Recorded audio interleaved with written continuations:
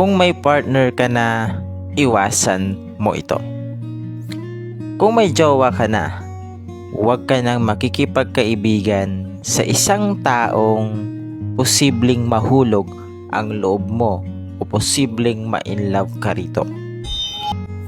Nagsisimula kasi lahat sa pakikipagkaibigan, pakikipagbiruan, bulahan, ang tinatawag nilang panloloko o cheating. Kapag sinimulan mo sa ganyan, baka hindi mo namamalayan, close na kayo. Unti-unti ka na ring nahuhulog dyan sa isang tao. At baka hindi na lang kayo magkaibigan, baka maging matalik na magkaibigan at hanggang maging isang magkaibigan.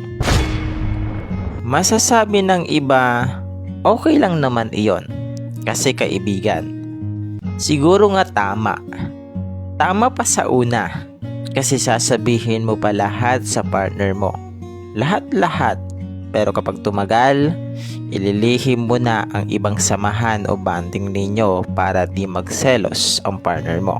Iwasan mo ito kasi alam kong alam mo namang may mali sa ginagawa mo o ginagawa ninyo. Pero sige ka pa rin ng sige. Kaya mo nagagawang magsikreto sa partner mo. Alam mong ang dating simpleng kwentuhan aabot na sa malalim na usapan at samahan. Kung dati marami kayong magkakasama, tila nagbago ang lahat.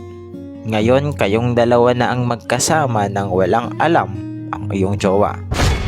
Kung dati tungkol lang sa mga simpleng bagay ang pinag-uusapan, ngayon personal na buhay na ang usapan ninyo.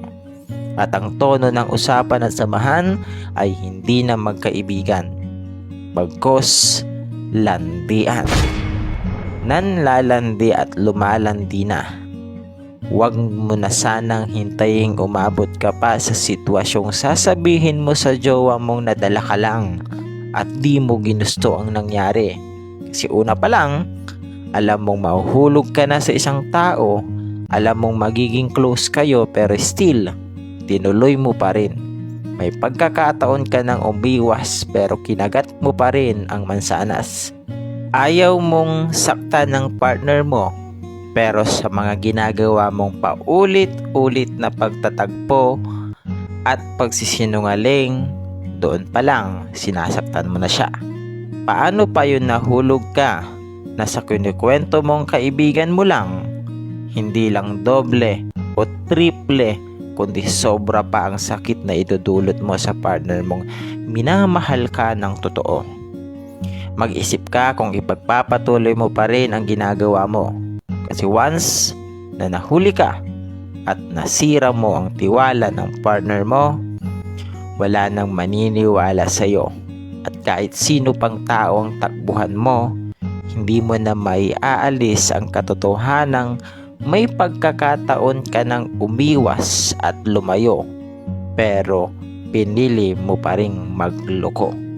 Tandaan mo yan. God bless.